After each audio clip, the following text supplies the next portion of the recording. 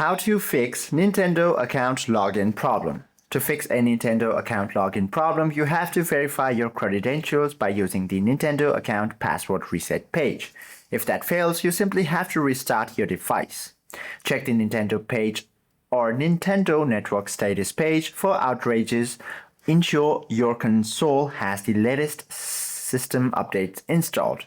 First of all, you can also choose to reset your password. Simply launch any web browser of your choice onto your device, then head to the official Nintendo website, then proceed to log into your account using your login credentials.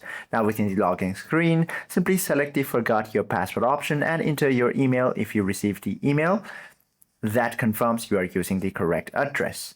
Then proceed to check your sign-in ID, also go through the two-step verification, and also make sure that your system is up to date. Hope this video helps you out a lot. If you have any questions or queries, do comment down below.